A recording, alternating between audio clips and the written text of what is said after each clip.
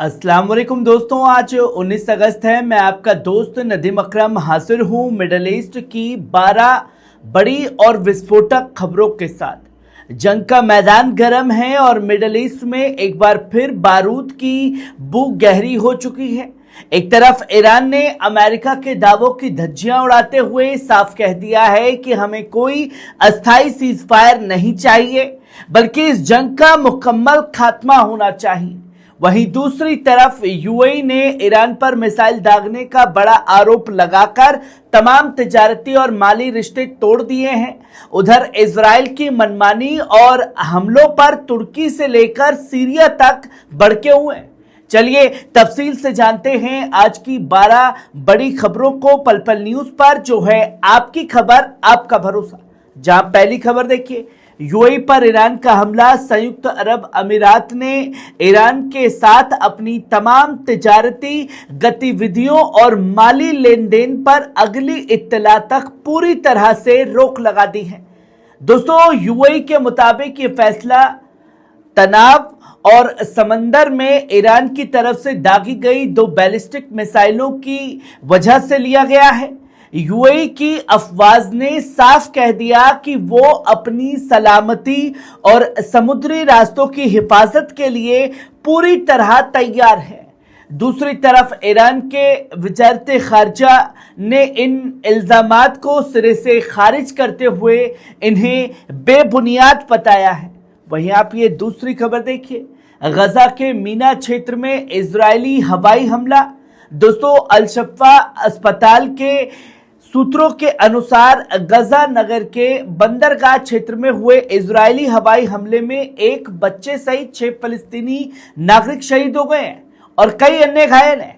इस घटना के पश्चात हमास ने इजराइल के प्रधानमंत्री नेतन्याहू पर युद्ध विराम की संभावनाओं और मध्यस्थता वार्ता को जानबूझकर विफल करने का गंभीर आरोप भी लगाया है। हमास का साफ तौर पर कहना है कि निर्दोष नागरिकों को लक्ष्य बनाना यह स्पष्ट करता है कि इजराइल सरकार अंतर्राष्ट्रीय शांति प्रयासों को लगातार बाधित कर रही है। संगठन ने अमेरिका और मध्यस्थ देशों से मांग की है कि वे इजराइल को शांति समझौते का पालन करने और इस हिंसा को तुरंत रोकने के लिए मजबूर करें। वहीं आप ये तीसरी खबर देखिए, रूस यूक्रेन युद्ध में बड़ा तनाव। रूस और यूक्रेन के बीच चल रही जंग अब एक गंभीर मोड़ लेती जा रही है। ब्रिटेन समेत ड्रोन के उपयोग को लेकर मॉस्को ने कड़ा विरोध जताया। रूस का आरोप है कि यूक्रेन ने ब्रिटेन की कंपनियों द्वारा बनाए गए ड्रोन से रूसी सैन्य और औद्योगिक ठिकानों को निशाना बनाया। लंदन स्थित रूसी दूतावास ने ब्रिटेन को चेतावनी देते हुए कहा कि यूक्रेन को लगातार सैन्य सहायता देने की भारी कीमत चुकानी पड़ेगी। दूसरी ओर ब्रिटिश सरकार ने स्पष्ट किया कि वे चेतावनी के बावजूद पीछे नहीं हटेंगे और यूक्रेन की सुरक्षा के लिए अपना समर्थन जारी रखेंगे।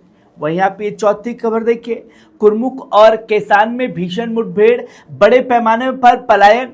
दोस्तों, सूडान के दक्षिण पूर्वी क्षेत्र शांति के कुछ ही समय बाद एक बार फिर भीषण संघर्ष में बदल गया। इथियोपिया की सीमा से लगे ब्लू नील प्रांत के कुर्मुक और केसान क्षेत्र में सूडानी सेना और विरोधी बलों के बीच जबरदस्त मुठभेड़ शुरू हो गई है। ये क्षेत्र अपने राजनीतिक स्थान, व्यापारिक मार्गों और स्वर्ण भंडारों के कारण सैन्य महत्वपूर्ण बन गया है। इस बढ़ते तनाव और गोलीबारी के कारण क्षेत्र में मानवीय संकट गहरा गया और नागरिक बड़े पैमाने पर पलायन के लिए मजबूर हो चुके हैं। वहीं आप ये पांचवी खबर देखिए, अमेरिकी समाज पर सवाल। 11 सितंबर के आतंकवादी हमलों के 25वीं सालगिरह आने के बाद अमेरिकी समाज में मुसलमानों के लिए नजरिए को लेकर चर्चा फिर बढ़ गई है। अमेरिकी लेखिका अस्मा खालिद के अनुसार अमेरिका प्रारंभिक भय और संदेह के दौर से निकलकर अब ऐसे चरण में पहुंच गया है जहां इस्लामोफोबिया का राजनीतिक लाभ लिया जा रहा है। हालांकि उन्होंने अपने व्यक्तिगत अनुभवों का उल्लेख करते हुए कहा कि शुरुआती दौर में स्थायी स्तर पर लोगों ने उन्हें अपने समुदाय का ही एक अभिन्न अंग माना। ये विचार इस बात पर बल देता है कि सामाजिक एकता और आपसी सद्भाव के माध्यम से ही पूर्वग्रहों और नफरत को दूर किया जा सकता है। वहीं आप ये छठी खबर देखिए, मिडल ईस्ट में अमेरिकी नौसेना पर बड़ा दबाव। दोस्तों, ईरान के साथ बढ़ती जंग के कारण मिडल ईस्ट में तैनात अमेरिकी एयरक्राफ्ट, उनके सैनिकों पर भारी दबाव देखा जा रहा है। यूएस अब्राहम लिंकन एयरक्राफ्ट पर भोजन की कमी और कठिन परिस्थितियों की खबरों के बाद अमेरिकी नेताओं ने चिंता जताई है कि इस युद्धपोत ने बिना किसी बंदरगाह पर रुके 200 से अधिक दिन लगातार समुद्र में बिताकर एक नया रिकॉर्ड बनाया। विशेषज्ञों का मानना है कि मिडल ईस्ट में अमेरिका की इस व्यवस्था का फायदा उठाकर चीन प्रशांत महासागर में अपनी सैन्य ताकत बढ़ा सकता है। वहीं आप ये सातवीं खबर देखिए, ईरान का बयान। ईरान के विदेश मंत्री अब्बास अराक्ची ने कहा कि राष्ट्रपति मसूद पेजेश्कियान के नेतृत्व में ईरान की विदेश नीति में पड़ोसी मुल्कों को सबसे ज्यादा तरजीह दी गई है। उन्होंने ईरानी सरकारी टेलीविजन के साथ एक इंटरव्यू में तनाव को कम करने और आपसी संबंधों को मजबूत करने की कोशिशों की वजह बताई। विदेश मंत्री अराक्ची ने बताया कि इस नए प्रशासन का मकसद हर पड़ोसी देश के साथ तनाव को पूरी तरह खत्म करना है। उन्होंने अजरबैजान के राष्ट्रपति के साथ हुई सीधी बातचीत की मिसाल देते हुए कहा कि बातचीत और आपसी तालमेल के जरिए वे नतीजे हासिल किए जा सकते हैं जो लड़ाई, बहस और दखलंदाजी से कभी मुमकिन नहीं है। उन्होंने मुश्किल वक्त में मदद करने के लिए पड़ोसी देशों का शुक्रिया अदा किया और यह बताया कि कुछ मुल्कों ने दवाइयां और जरूरी सामान मुहैया कराया। फंसे हुए ईरानियों को अपने रास्ते घर लौटने की इजाजत दी और ईरानी जहाजों को अपने हवाई क्षेत्र का इस्तेमाल करने नहीं दिया। हालिया संघर्ष पर बात करते हुए अराक्ची ने साफ कहा कि ईरान ने शुरुआती दौर में ही सीज फायर की पेशकश को ठुकरा दिया था। उन्होंने साफ तौर पर कहा कि हम सिर्फ कुछ वक्त का सीज फायर नहीं चाहते, बल्कि इस जंग का हमेशा के लिए खात्मा चाहते।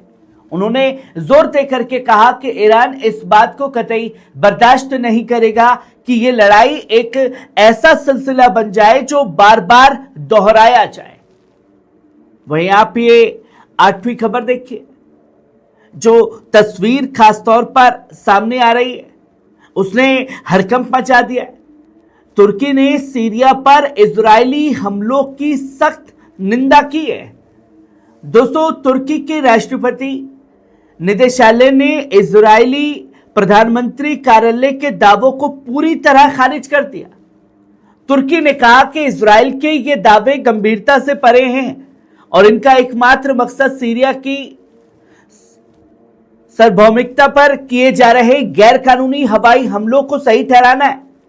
तुर्की की ओर से ट्विटर पर जारी बयान में यह कहा गया कि ये झूठे आरोप इजरायली प्रधानमंत्री बेंजामिन नेतन्याहू और इलाके को अस्थिर करने वाली नीतियों का हिस्सा है जिन्हें वे इजरायल में होने वाले चुनावों से पहले आगे बढ़ा रहा है। तुर्की ने साफ किया कि वे क्षेत्र में स्थायी शांति कायम करने का समर्थन करता है। इसके लिए नेतन्याहू को अपनी आक्रामक नीतियां छोड़कर अंतर्राष्ट्रीय कानूनों का एहतराम करना होगा। बयान में आगे यह भी कहा गया कि तुर्की कानूनी दायरों में रहकर सीरियाई सरकार के साथ अपना सहयोग मजबूती से जारी रखेगा और सीरिया को किसी भी कीमत पर अस्थिर नहीं होने देगा। वहीं आप ये नौवीं खबर देखिए, सीरिया का बड़ा बयान। दोस्तों, सीरियाई विदेश मंत्रालय के एक राजनयिक सूत्र ने इजरायल के साथ किसी भी विशेष सुरक्षा समझौते की मौजूदगी से साफ इनकार कर दिया। अल जजीरा से बातचीत के दौरान सूत्र ने कहा कि इस मामले में इजरायल के तमाम दावे पूरी तरह झूठे और बेबुनियाद है। सूत्र के मुताबिक इजरायल को पहले ही साफ तौर पर बता दिया गया था कि अबू अल दोहर सैन्य हवाई अड्डे पर कोई विदेशी फौज मौजूद नहीं है। इसके बावजूद इजरायल ने वहां पर हमला किया। सीरियाई सूत्र ने यह भी कहा कि उनका मुल्क ऐसे किसी भी समझौते को स्वीकार नहीं कर सकता जो उसके नागरिक और सैन्य संस्थानों के निर्माण में रुकावट डाले। उन्होंने यह भी जोर दिया कि सीरिया की क्षेत्रीय स्थिरता को मजबूत करने की भूमिका पर बंदिश लगाने वाला कोई भी समझौता अब मंजूर नहीं होगा।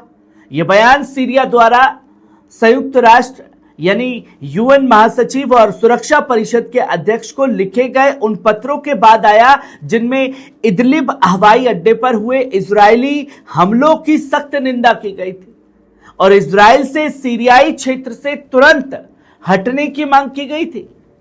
वहीं आप ये 10वीं खबर देखिए, एमनेस्टी की अमेरिका को फटकार। दोस्तों, एमनेस्टी इंटरनेशनल की वरिष्ठ अधिकारी एरिका गुवेरा रोसास ने अंतर्राष्ट्रीय अपराधी न्यायालय आईसीसी के अधिकारियों पर अमेरिका द्वारा लगाई गई नई पाबंदियों पर सख्त ऐतराज जताया है। उन्होंने इसे अंतर्राष्ट्रीय इंसाफ के तंत्र पर एक बेहद निंदनीय हमला करार दिया और यह भी कहा कि यह अदालत को डराने व उसके जवाबदेही तय करने के काम में रुकावट डालने की एक बड़ी साजिश है। सोशल मीडिया प्लेटफॉर्म एक्स पर एक पोस्ट शेयर करते हुए एरिका गुवेरा रोसास ने आईसीसी की अध्यक्षता तोमोको अखाने और वरिष्ठ वकील अब्दुल्लाह सेई पर लगाई गई पाबंदियों की कड़ी आलोचना की। उन्होंने कहा कि यह कदम किसी देश की खुदमुख्तारी की हिफाजत के लिए नहीं है, बल्कि ताकतवर लोगों को सजा से बचाने और अंतर्राष्ट्रीय कानून के तहत संगीन अपराधों की जांच करने वालों को सजा देने के लिए उठाया जा रहा है। उन्होंने दुनिया भर के मुल्कों से अपील करते हुए कहा कि सभी देशों को इस बदले की कार्रवाई को फौरन और सार्वजनिक रूप से खारिज करना चाहिए। उन्हें आईसीसी की आजादी की हिफाजत करनी चाहिए ताकि यह अदालत बिना किसी दबाव, धमकी या राजनीतिक दखलंदाजी के अपना जरूरी काम जारी रख सके। वहीं आप ये 11वीं खबर देखिए, अमेरिका ईरान तनाव और मिडल ईस्ट में बड़ी हलचल है। दोस्तों, ट्रंप का बयान है कि अमेरिकी राष्ट्रपति डोनाल्ड ट्रंप ने कहा कि ईरान के साथ फिलहाल कोई बातचीत नहीं हो रही है और ना ही इसकी कोई योजना है। इसके साथ ही उन्होंने साफ किया कि अमेरिकी नौसेना की नाकेबंदी पूरी तरह लागू है और हुर्मुज से बारूदी सुरंगों को हटा दिया गया है। वहीं साथ ही साथ ईरान का भी बड़ा पलटवार है। ईरान के विदेश मंत्री अब्बास अराक्ची ने दावा किया कि ईरान को आत्मसमर्पण कराने में नाकाम रहने के बाद अब अमेरिका ईरान की शर्तों पर बातचीत के लिए गिड़गिड़ाने लगा है। वहीं यूएई का आरोप है कि यूएई ने रक्षा मंत्रालय ने आरोप लगाया कि ईरान ने जहाजों की आवाजाही को निशाना बनाते हुए 2 बैलिस्टिक मिसाइलें दागी। इनमें से एक मिसाइल यूएई के समुद्री दायरे में गिरी जबकि दूसरी बाहर समंदर में जा गिरी। वहीं ईरान का इस पर इनकार है। ईरान के विदेश मंत्रालय के प्रवक्ता इस्माइल बगाई ने यूएई के आरोपों को पूरी तरह बेबुनियाद बताते हुए इसे खारिज कर दिया। उन्होंने कहा कि ऐसे झूठे दावे पड़ोसियों के बेहतर रिश्तों को नुकसान पहुंचाते हैं और आपसी भरोसे को तोड़ते हैं। वहीं यूएई का बड़ा फैसला भी है। यूएई के विदेश मंत्रालय का ऐलान किया कि ईरान के साथ सभी तरह के व्यापार, व्यावसायिक लेन देन और माली कारोबार को अगली इत्तला तक पूरी तरह रोक दिया जाए। वहीं तेल की कीमतों में उछाल है। तनाव के बीच कच्चे तेल की कीमतों में तेजी आई। ब्रेंट क्रूड 59 सेंट यानी 0.7 बढ़कर $91.40 पहुंच गया है, जबकि अमेरिकी वेस्ट टेक्सास ने WTI ने 75 सेंट यानी 0.9 इसकी कीमत 85.25 प्रति डॉलर पहुंच गई है। कतर की मध्यस्थता। कतर के विदेश मंत्रालय के प्रवक्ता माजिद अल अंसारी ने कहा कि अंतर्राष्ट्रीय मध्यस्थता हुर्मुज को लेकर ईरान और ओमान के बीच संभावित समझौते का इंतजार कर रही है, जिसके बाद ही वॉशिंगटन और तेहरान के बीच शांति वार्ता शुरू कराने की एक छोटी सी कोशिश होगी। वहीं ईरान की संसद के अध्यक्ष मोहम्मद बाकिर कालिबाफ ने कहा कि स्ट्रेट ऑफ हुर्मुज तब तक बंद रहेगा जब तक अमेरिका स्थायी समझौते की शर्तों को पूरा नहीं करता, जिसमें नौसेना नाकाबंदी और पाबंदियां हटाना व जब्त संपत्तियों को बहाल करना शामिल है। वहीं गजा शहर के पश्चिम में हुए एक इजरायली हवाई हमले में एक बच्चे समेत कम से कम 7 फलस्तीनियों को शहीद कर दिया गया। इजरायली सेना का दावा है कि उसने हमास के कमांडरों को निशाना बनाया है। वहीं आप आखिरी और 12वीं खबर देखिए। अमेरिका गिड़गिड़ा रहा है। अमेरिकी राष्ट्रपति डोनाल्ड ट्रंप ने साफ कर दिया कि ईरान के साथ फिलहाल न तो कोई बातचीत हो रही है और ना ही आने वाले दिनों में ऐसी कोई योजना बन रही है। इसके साथ ही उन्होंने जोर देकर के कहा कि अमेरिकी नौसेना की नाकेबंदी पूरी तरह लागू है और हुर्मुज पर पूरी तरीके से उसका कब्जा है। उसने बारूदी सुरंगों को हटा दिया है। वहीं दूसरी तरफ ईरान के विदेश मंत्री अब्बास अरगची ने अमेरिका पर पलटवार करते हुए बड़ा दावा किया। उन्होंने कहा कि ईरान को घुटने टेकने यानी सरेंडर करने पर मजबूर करने में नाकाम रहने के बाद अब अमेरिका तेहरान की शर्तों पर बातचीत करने के लिए गिड़गिड़ा रहा है। दोस्तों, ये थी आज की मिडल ईस्ट की 12 बड़ी अहम खबरें। आपको कैसी लगी कमेंट बॉक्स में आकर के अपनी राय जरूर दीजिएगा। शुक्रिया।